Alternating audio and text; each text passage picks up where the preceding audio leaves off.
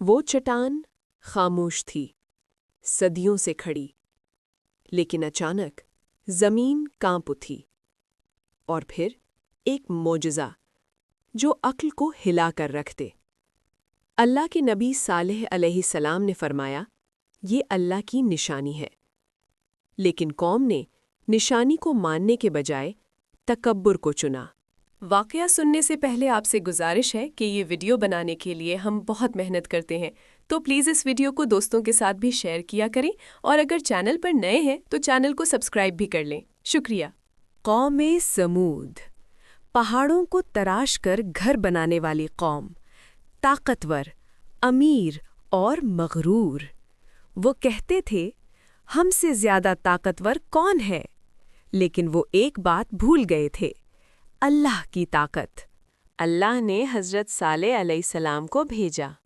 صاف، سچی آواز میں پیغام آیا، ایک اللہ کی عبادت کرو۔ قوم نے مذاق اڑایا اور کہا، اگر تم سچے ہو تو کوئی نشانی دکھاؤ۔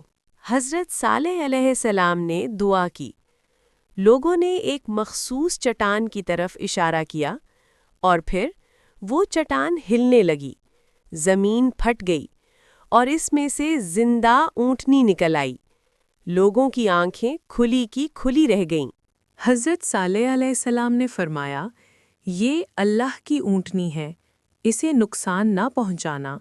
ایک دن یہ پانی پیے گی، ایک دن تم۔ یہ آزمائش تھی۔ کچھ دلوں میں ایمان آیا، لیکن اکثریت نے کہا، یہ اونٹنی ہماری آزادی میں رکاوٹ ہے۔ آخرکار ایک بدبخت شخص نے اونٹنی کو مار ڈالا۔ حضرت صالح علیہ السلام نے فرمایا، اب 3 دن باقی ہیں۔ قوم ہنسی۔ تیسرے دن آسمان گرجا، زمین ہل گئی۔ یہ کہانی صرف ماضی نہیں، یہ ایک وارننگ ہے۔